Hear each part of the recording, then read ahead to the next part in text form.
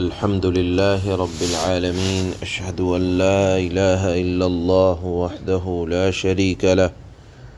وأشهد أن سيدنا ومولانا محمدا عبده ورسوله أما بعد فأعوذ بالله من الشيطان الرجيم بسم الله الرحمن الرحيم وعلى الوارث مثل ذلك فإن أرادا فصالا عن تراض منهما وتشاور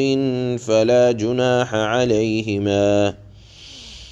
وإن أردتم أن تسترضعوا أولادكم فلا جناح عليكم إذا سلمتم ما آتيتم بالمعروف واتقوا الله واعلموا أن الله بما تعملون بصير صدق الله مولانا العلي العظيم.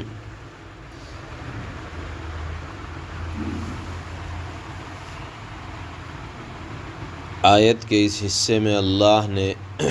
3 مسئلے بیان فرمائے ہیں. پہلا مسئلہ یہ ہے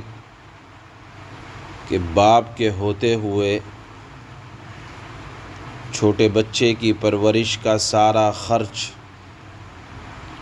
صرف باپ کے ذمے واجب ہے، اور اگر خدا نخواستہ باپ کا انتقال ہو جائے تو اس میں تفصیل یہ ہے کہ اگر بچہ مال کا مالک ہے، یعنی اس کو باپ کی طرف سے کچھ ملا ہے،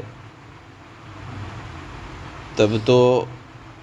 اس بچے کے مال میں سے جو وراثت کے طور پر ملا ہے اس بچے پر خرچ کیا جائے.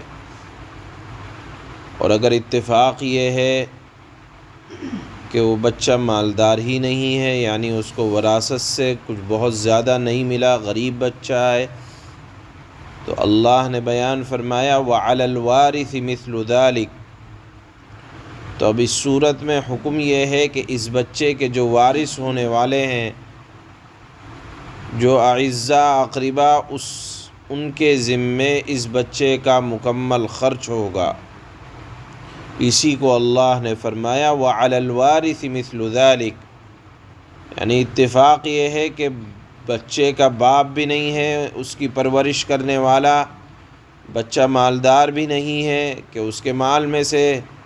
بچے کا خرچہ دیا جا سکے. تو اب حکم یہ ہے کہ اس بچے کے جو وارث ہیں یا ہونے والے ہیں، تو ایسی صورت کے اندر ان وارثوں پر بچے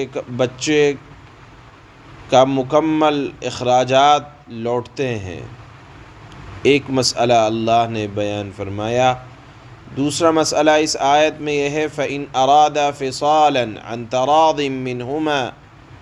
کہ اگر بچے کے ماں باپ دونوں آپسی رضامندی سے اور باہمی مشورے سے یہ طے کر لیں کہ بچے کو مدت رضاعت جو بیان کی گئی 2 سال ہے، اس سے کم میں دودھ چھڑانا چاہیں، خواہ کوئی عذر ہو یا عذر نہ ہو، تو اللہ نے فرمایا فَلَا جُنَاحَ عَلَيْهِمَا، اب ان دونوں پر کوئی حرج نہیں ہے اگر یہ بات آپسی رضامندی اور مشورے سے طے ہو رہی ہے. اس کے بعد تیسری بات اللہ نے یہ بیان فرمائی وَإِنْ أَرَدْتُمْ أَن تَسْتَرْضِعُوا أَوْلَادَكُمْ، کہ اگر تم اپنی بیوی کے علاوہ بچے کو کسی اور عورت سے دودھ پلوانا چاہتے ہو، جس طرح عربوں میں پہلے رواج تھا کہ وہ اپنے بچوں کو دودھ پلوانے کے لیے دوسری عورتوں کو بلایا کرتے تھے، تو اللہ نے بیان فرمایا کہ اس صورت میں تم جس عورت سے دودھ پلوانا چاہتے ہو اپنے بچے کو، معاملات کی صفائی وہاں بہت ضروری ہے. قانون پر عمل کرنا، یعنی ان کی اجرت طے کرنا، اور یہ پہلے طے کی جائے گی، کہیں ایسا نہ ہو کہ بعد میں جھگڑے کی شکل نکل آئے تو اجرت پہلے طے کرو۔ اور یہ صرف یہی نہیں ہے، بلکہ یہاں تو چونکہ ذکر اس بات کا چل رہا ہے اس لیے یہ مسئلہ یہاں بیان کر دیا گیا، ورنہ یہ ہر جگہ طے ہے بات کہ آپ اجیر یعنی جس سے کوئی چیز آپ لے رہے ہیں، اجرت کے طور پر ہو یا کسی بھی اعتبار سے ہو، قیمت معاملات پہلے طے کرو۔ ایسا نہ ہو کہ ہم دیکھ لیں گے یا کر دیں گے یا خوش کر دیں گے، اس طرح کے الفاظ ہرگز نہ ہوں، کیونکہ یہ تمام باتیں جھگڑے کی طرف لے جانے والی ہیں۔ اس لیے اللہ نے فرمایا کہ معاملات کرنے سے پہلے معاملے کو طے کر لو، اور پھر اخیر میں بیان فرمایا اپنے خاص انداز میں واتقوا اللہ۔ یہ تمام باتیں تب ہوتی ہیں یعنی معاملات کی صفائی ہو، معاملات کا طے کرنا ہو۔ اپنے مخصوص انداز میں اللہ بیان فرماتے ہیں کہ قانون پر عمل اس وقت ہو سکتا ہے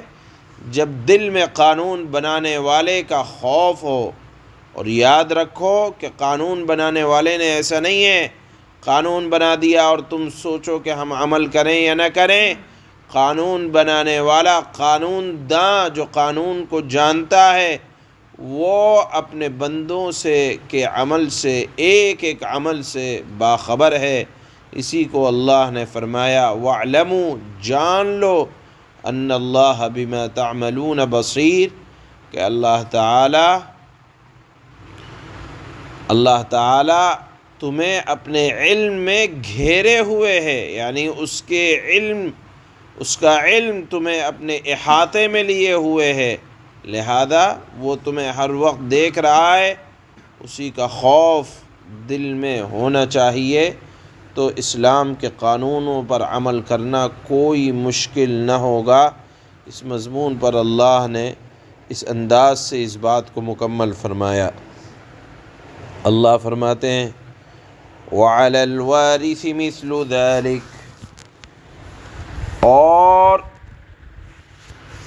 ان کے وارثوں پر اسی طرح کی ذمہ داری لوٹتی ہے،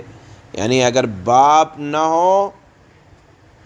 اور بچہ چھوٹا ہو اور بچے کے پاس مال نہ ہو، تو اب اس بچے کے جو وارث ہیں یا ہونے والے ہیں آئندہ زمانے میں اس کے انتقال کی صورت میں، تو اب بچے کی تمام ذمہ داریاں ان وارثوں پر لوٹیں گی کہ وہ وارث بچے کی دیکھ بھال کریں، اس کا خرچہ دیں، اور اگر دودھ پلانے کی اجرت کوئی عورت مانگتی ہے تو وہ وارث ادا کریں۔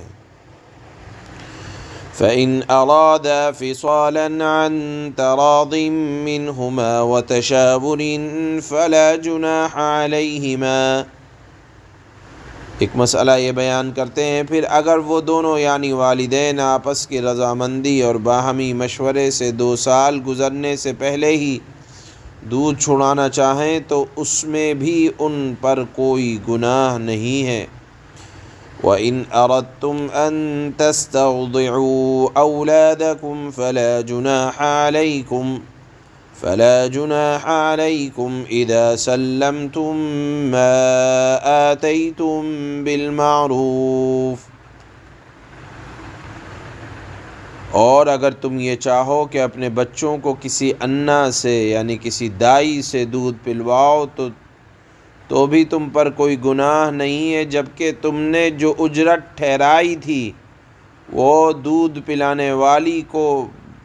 اچھے طریقے سے دے دی ہو،